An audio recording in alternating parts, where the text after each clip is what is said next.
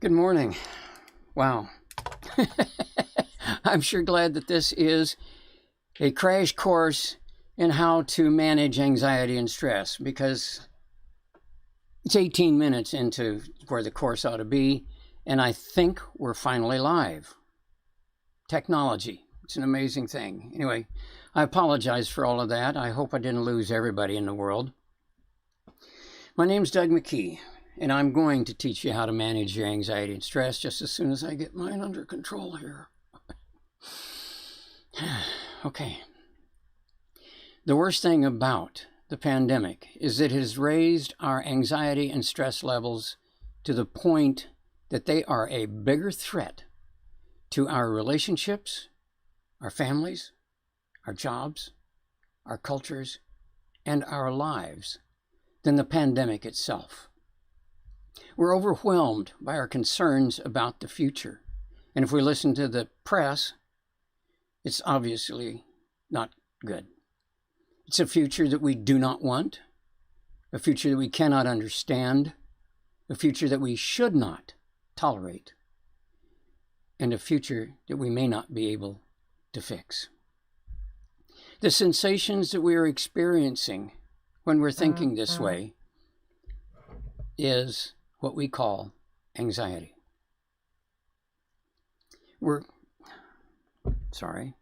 Phone's still on, trying to figure all this stuff out. When we're anxious, the part of our brain that's doing the thinking for us is ancient, dumb as a box of rocks, can only make us feel worse, and cannot help us. But now more than ever, we need to be able to think clearly, because we cannot do anything about the future until we can do something about today. Because today is where and when we will make the decisions that will create the future. So I'm going to teach you how to quickly interrupt that old ancient dumb brain so you can use the smart part of your brain to create the kind of future that you would like. A future that is tolerable, sustainable, and equitable.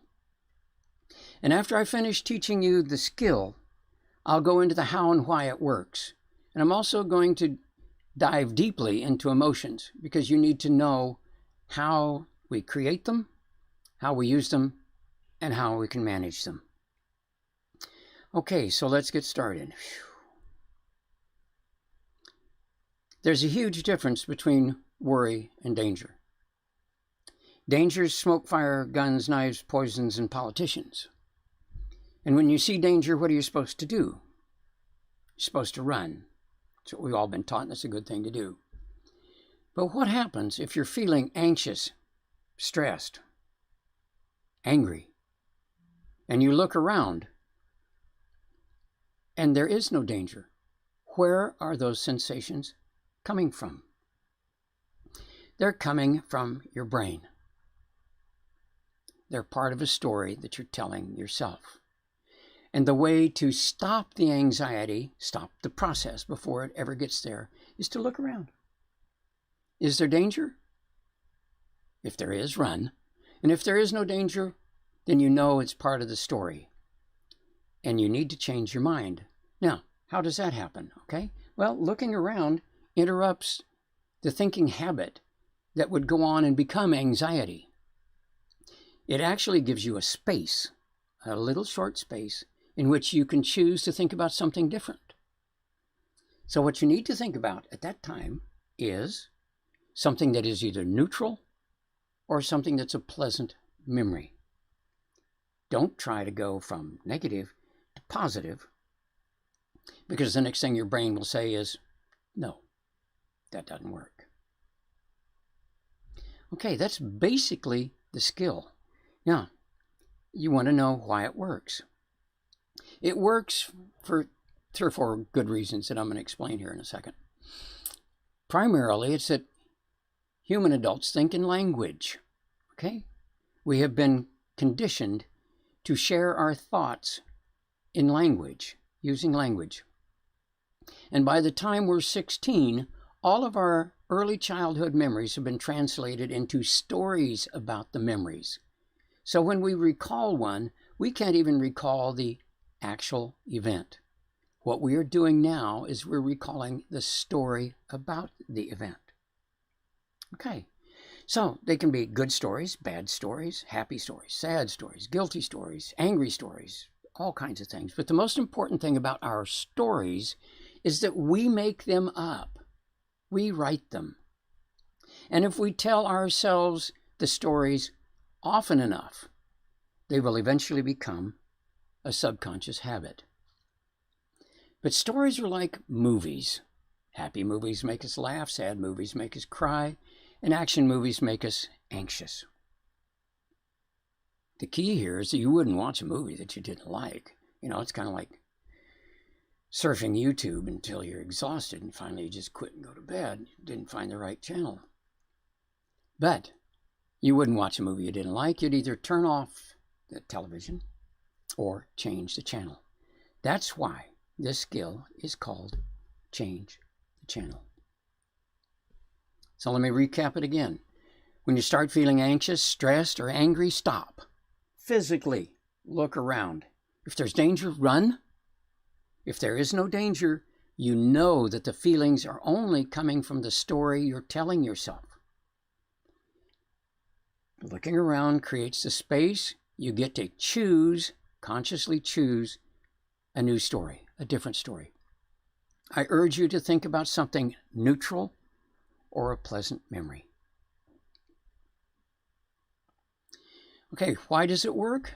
Okay, well, it works because of this. The skills for change. 3 things have to happen in order for a change, any kind of change in your life, to be real, significant, reliable, and permanent. Okay? Number 1 is we must be able to interrupt the old habit. Interrupts the habit. Okay? We must have a better skill to use after the interruption so it will create a better result. We think about something neutral. We think about a pleasant memory. It's a simple tool. Very simple. 3, we need to practice until it becomes our habit.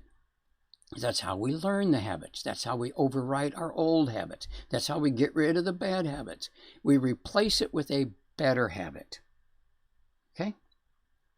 That's how it works. But why? Okay? Why? Again, why does it work? The ability to change our minds instantly when we think we need to is built in to our brain. It has to be there. If it isn't there, all I know is that we would be part of the fossil record. We certainly wouldn't be studying it. But the key to managing our emotions is learning how to use that same built-in ability consciously to change our minds whenever we want to. Subconsciously, it's only going to do what our habit tells it to do. We can only use it when it needs to, when it pops up. But consciously, it becomes a tool that we can use when we want to. And the second part of the skill for change has been fulfilled because we get to choose to think about something neutral or a pleasant memory, and that gives us the better result. So you see, this is not a difficult skill. It really isn't. It's really a whole lot easier. If you think about if you get on the big prestigious sites, what do they tell you to do when you're stressed or anxious? Go for a walk, get with friends, watch a movie, sing a song, go to the gym. Now, let me ask you this question. Does that do anything about the problem that was causing your anxiety? No. All it is a distraction. It kind of gives you a break from worrying. And yes, you do feel better temporarily, but then you always have to come back and face the problem. It's still there when you get home. The only thing that actually does work long term is mindfulness and meditation. They'll do that, but it takes quite a while. Change the Channel uses exactly the same pathway in the brain as meditation and mindfulness, but it takes 5 seconds or less. When you're learning it, it takes 5 seconds. But after you've practiced it for a while, You don't even need to look around.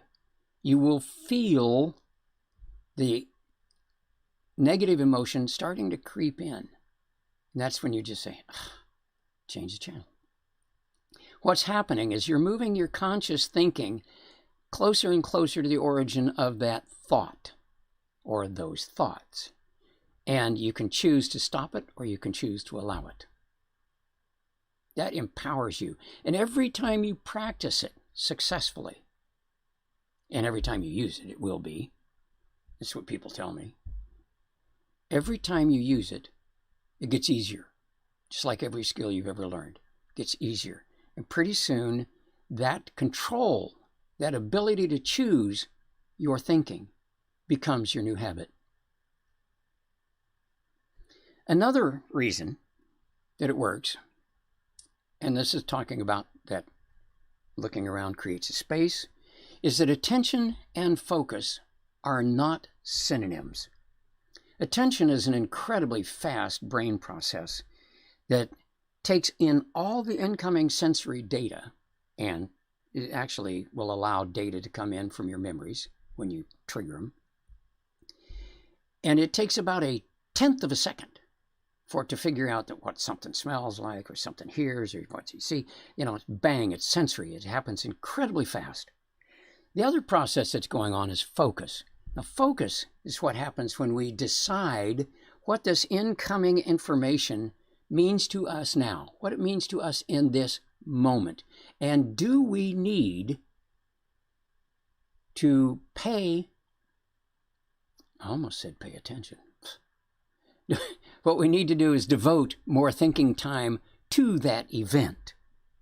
And it takes about 1/2 second, okay, for our brain to do that. So there actually is a space, a mental space in which we can choose, because it's a space between the stimulus and the response. And there's nothing going on in there except us making a decision. Our habits currently make the decision, but we can learn to do it consciously. Viktor Frankl, amazing guy, absolutely amazing. If you've never heard of him or don't know him, get to know him. He's dead and gone, but he wrote a book called Man's Search for Meaning. And it is one of the most profound books I have ever read, and it's amazing. Viktor spent 3 years in Nazi death camps, and he came out whole. He was a psychiatrist, and what he said about the space is this: the brain is a stimulus-response organ, but between stimulus and response, there is a space. In that space lies our ability to choose, and in our choice lies our freedom. Powerful. The space is the most important capacity we have as a human being. We have the capacity to change our mind, to choose our next thought, our next step, and our next future. And the space is what we're accessing when we change the channel.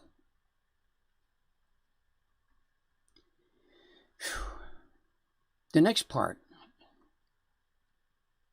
of the course is about emotions in general, which will give you a deeper understanding of emotions so you're never tempted to let them overwhelm you. Here in a second, you're going to learn what emotions really are, how we learned our emotional skills, and how we use them and how we can manage them. Am I sure that I want to do that yet? Sorry. Let me go back. Let me start off with feelings and emotions. There's lots of times, I said that attention and focus are not synonyms.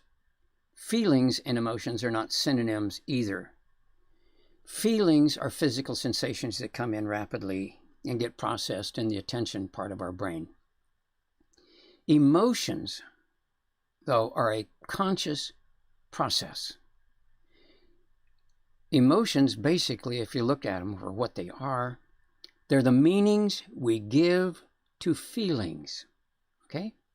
Now, the feelings can be something like, My grandson kind of likes to touch my beard, but it really tickles him when I rub it on him. So feelings can be about sensory income, or they can be part of the stories we tell ourselves about our experiences. The feelings we have about the choices we have made, those are also emotions. If we do something well, we see ourselves well and we feel good. If we do something that turns out poorly, it's just the opposite. We see ourselves as poorly and we don't feel good. Something about emotions, though, remember, they're stories. They're not necessarily facts. They're definitely not a command, unless you allow it to be, and they can easily become subconscious habits. One of the things really bad about them is they're deaf to reason, because the part of our brain that handles emotions, remember, is ancient, dumb as a box of rocks, and cannot think clearly. The interesting thing about emotions is they're actually really fragile things. And when we open them, when we recall them, we actually open them up to editing. That's a process that I'm not going to talk about today, but it's called consolidation and reconsolidation, and it's pretty amazing. It's part of my online course, but so is a lot of other stuff. I'll get there later. Okay, another thing, fear and anxiety. Another two words that we use as synonyms. They feel the same, but they're definitely not. Fear is what happens when somebody comes up and walks up to us and goes bang behind us and startles us, or we step out into front of a car and we jump back up on the curb. It is an alert for danger that comes from an ancient part of our brain. Thankfully, it's there. We wouldn't want it not to be there. It has saved our bacon numerous times, so it's okay. Anxiety, on the other hand, is not automatic. It is a conscious thing. Granted, our anxious thinking can become a habit, but the anxiety pathway is different than fear. Fear, it goes straight to that fight or flight. Anxiety, no. It goes into our brain, goes across the hippocampus, just like all of our thoughts do, and then it goes to our modern brain, where we evaluate it and make a decision about it. And if we think it's appropriately negative, it sends an alert to the fear center. The fear center kicks out fight or flight, and we feel the same as if it was actual fear. But it's not. We created it. Now, what is anxiety? Primary negative emotion, period. It gives rise to the rest of our negative emotions. It is the sensation we experience when we are predicting an outcome or a future that we do not want. Think about that. Anxiety is what we feel when we're predicting a future that we do not want. You know, there's all kinds of unwanted possible futures. All negative emotions actually describe futures that we do not want. Stress, depression, anger, sadness, guilt, shame, doubt. All of those are futures that we imagine, and you can see that they're really futures that we do not want. But the thing is, with Change the Channel and learning how these things work a little bit better, we can prevent most of them and manage the ones that we can't avoid. Okay? Now, what's the difference between anxiety and stress? Interesting. Anxiety is about a future that we don't want. A future. Just the world's going to be turned to crap and there's nothing I can do about it. All my decisions are going to be bad. My decision is going to be hopeless. I'm helpless. That's depression, by the way. Now, stress, though, is anxiety about a specific event. So there's very little difference. Anxiety is about a future. Stress is about a specific future. Like, I'm not going to pass the test because I didn't study. You know, they're going to fire me at work because this is about the 50th day that I've been late in a row. And they're getting kind of tired of me. And I would be right if they did that. Okay. Now, most negative emotions are about the results of our choices that we make with our relationships. Not only our relationships with each other, but our relationships with things. And frequently, there are relationships with both. Now, let me stop here just for a minute. I have a wonderful friend who may be in the audience today. And he is a speaking coach. And he's incredibly brilliant.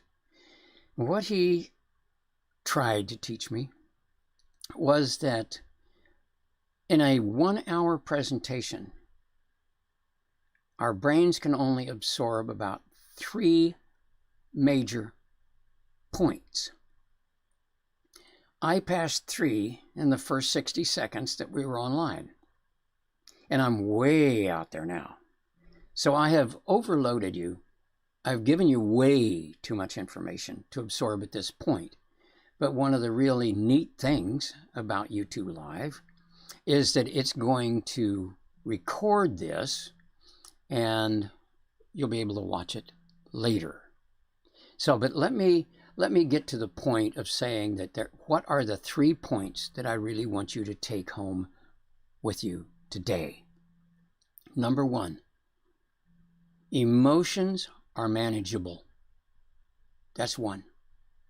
Number 2, change the channel will interrupt the negative process or the process that creates the negative emotions and give you a way to choose to think about something neutral.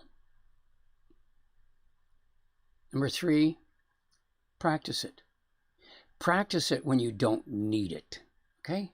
Like if you were practicing basketball, you don't wait to the game to try to get better. You try to get better before you need it, okay? Same thing. Practice looking around. Change your mind. You'll discover that you can do it. Do it when there's a little bit of tiny upsets, a little bit of anxiety, a little bit of stress. Look around. You'll find that it really works. So when it gets worse, it's easier. Okay. Now, okay. Here we go. We're going to talk about emotions. True or false? At least 95% of the real problems that we have in our life come from the 3 foundation skills that we use all the time. From our relationships, our emotions, and how we make choices. Is that true or false? It's obviously true. After asking at least 1,000, I don't know, more than that, people about true or false, I finally found one person that says false. How can it be false? He said, well, money. And so it was my turn to giggle. I said, well, money's about all 3. Because money's about your relationship with money, about your emotions about money, and about your making choices about money. So it's all 3. So it literally is true. The thing is, how old are we when the development of those 3 skills peaks? How old are we? I wish this was live, but it's not, because I'd get anything from 5 to never. Anyway, in my experience, that's what I've already gotten. Let me tell you something. What we know about it now is the development of our skills with relationships, emotions, and making choices begins at the moment of our conception, peaks at 18 months, is mature before we start school, and is absolutely resistant to change by the time we are 7. This is probably the most important slide that I'm going to show you today. This is about sensitive periods in early brain development. This was by a guy by the name of Clyde Hertzman. I'm still not very happy with Clyde. He had a massive heart attack and died before I ever had the chance to meet him because of all the people on the planet that gave us a key to being able to change. Clyde was pretty important, but he left this slide for us. And if we look at it, if we actually look at it, we see that here's 0. That's the moment of conception. And then what we have here is our green is habitual response, emotional reactions, those things. Look at them, green, purple. Our habitual choices. Between a year and 18 months is when the development peaks. By the time we got to school, it's not changing. What happens over here is, of course, symbols, language, learning, peer social skills. We learn that you can't beat up on the guy at school because he may take offense and just smack the crap out of you. So you kind of learn that. It's amazing. Powerful slide. Really kind of scares us because what it means about how we raise children. So this is what we're going to turn into habits because we learn those skills. I said they're etched in stone. These are the executive functions, and they are etched in stone by 7. So managing our emotions, coordinating multiple tasks, making plans and decisions, solving problems, detecting errors and correcting errors. A 7-year-old? Changing perception of a situation? Not likely. Choosing our responses, interrupting habitual reactions, and resisting temptation? Nah, never. Let's stop and think a minute, just so. How did we learn those skills? If we learned them, if we go back to Clyde's slide, how did we learn them? And from whom did we learn them? This is pretty amazing stuff. Because if it's 0 to 3, basically the first 1,000 days of our existence, how did we learn them? Well, there's a lot of conditioning that goes on before baby even comes out. Some of the experts are now predicting, or not predicting, they've concluded that a third of our personality is formed before we're born. And if the rest of it is determined before we ever start school, what does it tell you about how we learn? I call it our environmental genome, because just as we inherit our physical characteristics, we inherit the environment in which we will be born and raised, which means we inherit a certain group of people whose coping skills, whose life skills, whose relationship skills and choices and emotion skills are etched in stone. They are what they are. That's what we will learn. Yeah.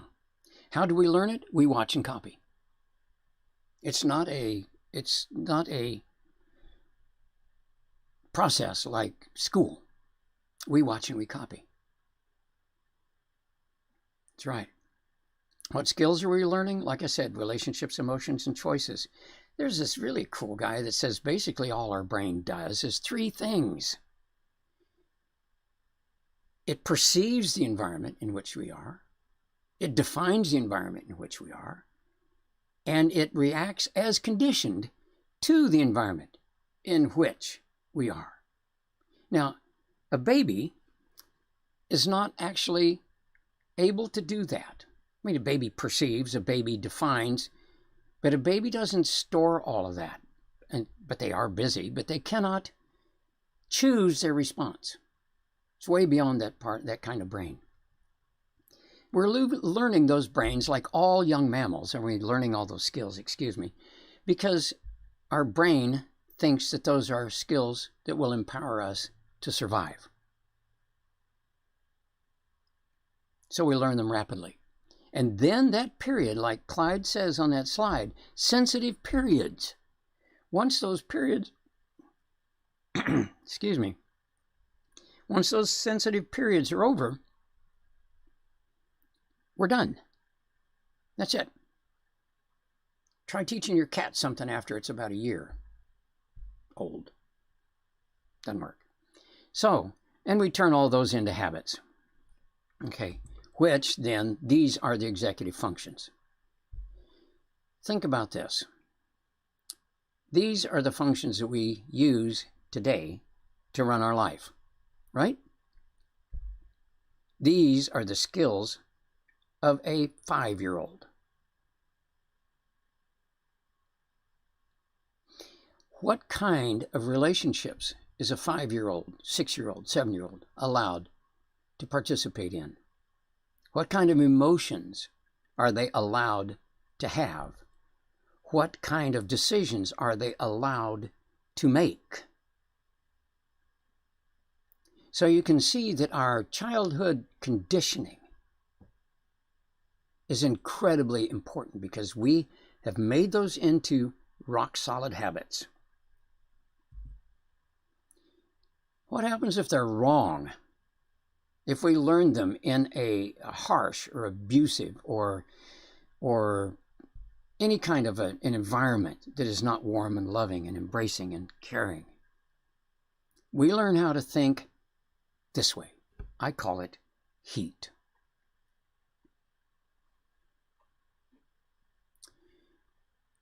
Does this remind you of anybody you know? It reminds me of an awful lot of people I know. Maybe not all of them. I think I'm the only one that has all of them, or had all of them. But we all have a few of them. Kind of makes you shudder just a bit, doesn't it? But we can change it. Why? Because most of our habits are successful. Well, think about that for a minute. Here's an easy question for parents. What is the most successful and the neatest skill your child masters? Doesn't take very long, does it? Potty training. We are really excited when our children can go to the bathroom, in the bathroom, by themselves. That's one of the most important skills that they can learn. But they learned it exactly the same way. Concepts and procedures. This is where that stuff goes. Okay? Yay! Good. The procedure is, that's where you go. Yay! So we taught them that. Let's fast forward to learning how we learn to drive. Same thing, concepts and procedures. But it's a whole lot different than watching and copying.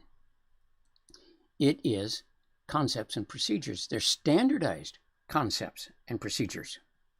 We're taught the concepts, and then we practice the procedures under supervision until we become good at them.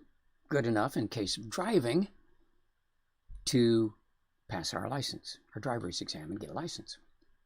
Now, what driving is, to me, is one of the neatest skills that we can talk about, because it is an incredibly complex skill. I mean, we are processing huge amounts of data every second that we're driving. 200 million Americans drive 3 trillion miles a year with about 675,000 accidents. Now, 40,000 of those, sadly, are deaths. 80% of those deaths are due to distraction or impairment. And I'm not talking about drugs and alcohol. Drugs and alcohol, yes. Texting is even more likely to involve you in a fatal accident than drugs and alcohol. The reason is you have to divert way too much of your attention and focus to the keyboard on your phone while texting. And so you miss the incoming signals. Unless you're absolutely blotto drunk, your brain, your subconscious is still driving. Because think about it. You have the white knuckle syndrome when you're learning how to drive, but after a few thousand miles, you're listening to the tunes, you're talking on the phone, and some people I see are putting on their makeup. Oh my God, it scares me to death. Excuse me, it doesn't scare me. It makes me anxious. Remember, fear and anxiety are different. Okay. But but you don't even think about it. That's the point. Once we practice a skill sufficiently frequently, it becomes a habit. And we don't ever think about it again. Most of our habits are successful. That's really cool. Speaking of cool, when we are engaged in our successful habits, we're using a totally different set of thoughts. We've gone from HEAT, which is habitual, emotional, automatic thinking, to cool. Sorry, I know it's a little hokey, but that's the way it works. Consciously objective, optimum living. We choose what we think about. We base our decisions on verifiable facts. We monitor what we're thinking. We control our negative emotions, choose our response, keep our problems in perspective, use our energy to find solutions instead of blame and assigning blame. We almost always plan our future, but we're able to respond to opportunity when it arises, and we're able to enjoy our successes. An additional benefit of thinking this way is this. It's amazing. In 2009, Killingsworth and Daniel, a couple of Harvard guys, smart, by the way. I think that's probably not totally, absolutely related to going to Harvard, but it helps. Is they did a study. And what they did is they took an iPhone and they created an app for it. And then they recruited 2,000 or 3,000 people. I don't know however many. But what the app did is it would call the person at random times throughout the day. And it would say, what are you doing? What are you thinking about? And is your thinking positive or negative? Well, in 2009, they found out that 46.9% of our waking day, we are thinking about something other than what we are doing, and our thoughts are negative. Now, that's 2009. If you think about now with the pandemic and our increased anxiety and stress and depression and everything else, that's probably 50 to 60%. In some people, it's 70 to 80%. They just cannot get loose from their anxiety about the future. But let's just say it's 50%. That means if you're awake for 16 hours a day, what that means is 8 hours of your day you have thrown away. You have wasted it. As a matter of fact, it's worse than wasting it. It has prevented you from doing what you want to and what you need to. What would your life be like if you just could gather half of that back? You'd have another 4 hours a day that you could use to follow your hopes and dreams and plans, to do things that you like without feeling bad about it. Pretty amazing stuff. This is the additional benefit in this is that you can change the channel to interrupt this wandering mind. I taught this skill to a CEO. And I said, try it. I want you to try this to see what effect it has on your productivity. I got a call from her the next day saying, I just had the most productive day I've ever had. She said, change the channel an awful lot, but I got right back on task, back on task. And I was able to stay on task a lot better and get a lot more things done. So that's kind of cool. So you can use it then. So that's kind of where we are.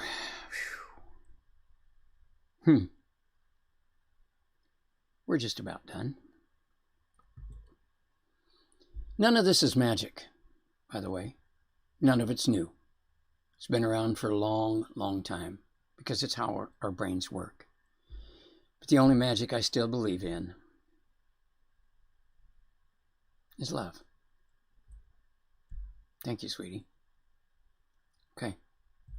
Now, As I said before, this is all part of my online course that's called Life is All About Skills. The course will teach you how to upgrade your skills for relationships, emotions, and making choices.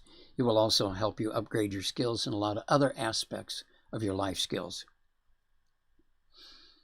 And you can read more about it at douglasmckee.com. If you have questions about today, and you should have a lot of questions. I mean, I should have rattled a lot of old beliefs, but what I've been teaching you today is based on current neuroscience. It was based always, it's been true, but now we know why it's true. So you can send me an email at qa@douglasmckee.com. That's Q and question and answer, of course. And if I get a fair number of questions, we'll do this again. Hopefully it'll be better next time. It won't take 15 minutes to get started. But we'll go over the questions and answers, because I need to be able to defend my answers, and I have no doubts that I will be able to. So, here we are.